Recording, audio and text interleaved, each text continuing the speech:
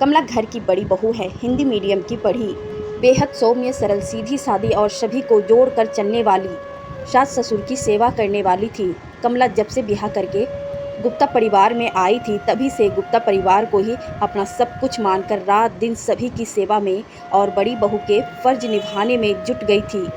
कमला के पति सूरज एक मामूली से कंपनी में छोटे पद पर काम करते थे। ज़्यादा पढ़े लिखे ना होने के कारण जो नौकरी उन्हें मिली उसी पर ही उन्होंने टिके रहना पसंद किया। सूरज के पिता मिलिट्री से रिटायर थे, तो उनका रुतबा ही अलग था।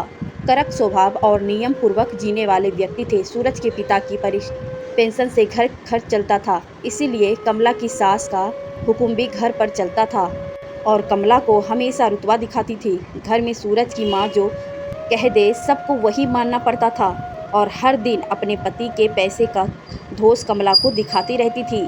कमला दुखी तो बहुत होती थी, पर घर को जोड़ कर रखने उसके मायके वाले ने सिखाया था। बिना कुछ भी कहे चुपचाप सास ससुर की सेवा, नंद के घर आने जाने, लेने देने सब कुछ कमला ही करती थी। बेटा होने के बाद भी कमला के जीवन में कुछ नहीं बदला, बल्कि उसकी जिम्मेदारी और कम अधिक बढ़ गया। बच्चे को स्कूल भेजना, घर का काम, खाना पीना सब कमला ही करती थी। इसी बीच में दोनों देवरों की शादी हो गई। देवर की शादी होने के बाद दोनों ही देवरानी शादी के पहले से नौकरी में थी और अंग्रेजी माध्यम की पढ़ी लिखी होशियार थी, तो घर में घरेलू कामों में उन्होंने कभी भी दिलचस्पी नहीं दिखाई और ना ही कभी कमला की सास ने उन्हें कभी घर का काम करने को कहा। दोनों सुबह उठ के नाश्ता पानी करके शाम को डायरेक्ट घर आती थी। दिन भर का सारा काम कमला के हिस्से रहता और अगर कमला कभी भी कुछ कहना चाहे तो सास ताना मार देती थी, तुम घर में पड़ी पड़ी दिन भर करती ही क्या हो। वो दोनों तो 20-20 हज़ार कमा कर ला रही है, अपनी देवरानियाँ से मेल मिलाप बनाकर चलो। सास के रोज रोज के ताने से थक कर कमला चुपचाप अपना मन मार कर 20 जिंदगी को बिना किसी उम्मीद के जिए जा रही थी। अब धीरे धीरे हालत ऐसे हो गए थे कि देवर देवरानी दोनों ही कमाने की वजह से कमला और सूरज की स्थिति घर में और ख़राब हो गई, क्योंकि कमला घर में ही काम करती थी और सूरज भी बहुत काम कमाते थे और संयुक्त परिवार में जो पैसे कमाता है उसी की इज्जत होती है। ऐसे में हर रोज़ घर का बंटवारा करने की धमकी दी जाती थी और किसी तरह कमला ही सबसे विनती करके अलग ना होने और साथ में रहने के लिए राजी करती थी। लेकिन दोनों देवरानी हमेशा धमकी देती, भाभी भैया का बंटवारा कर दो, देखते हैं कैसे इनका पेट पालेगा। एक दिन कमला के बेटे का स्कूल से फ़ोन आता है। कमला और सूरज दोनों को बुलाया गया है। कमला की तो डर के मारे सांस फूल रही, नहीं पता कि बंटी की प्रिंसिपल ने हमें क्यों बुलाया है, बस स्कूल से फ़ोन आया था, मम्मी पापा दोनों को आना है।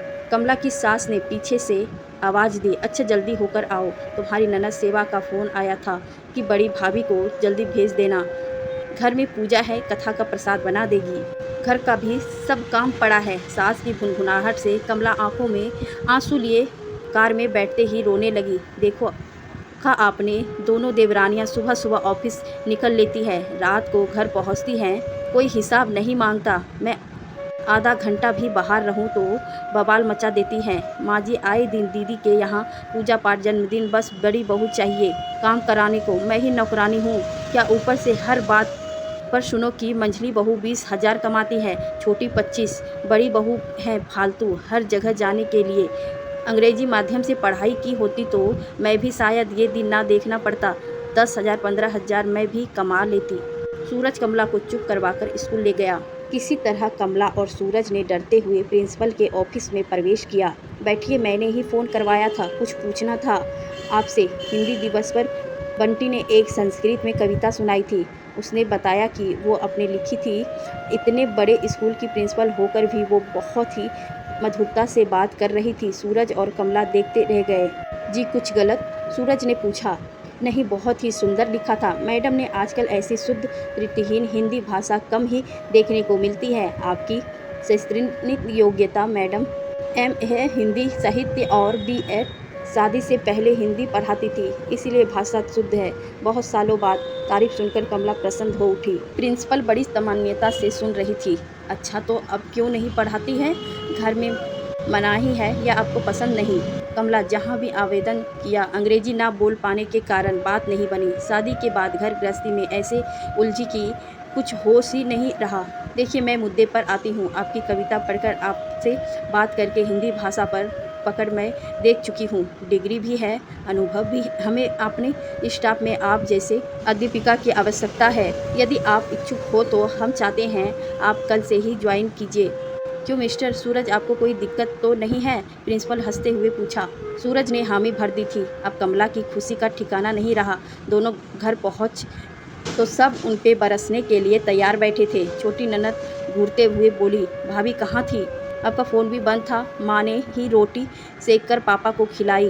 दीदी के यहाँ भी जाना है आपको? सूरज ने मुस्कुराते हुए कमला को अपने पास बैठाया। कमला सेवा के घर प्रसाद बनाने नहीं जा पाएगी।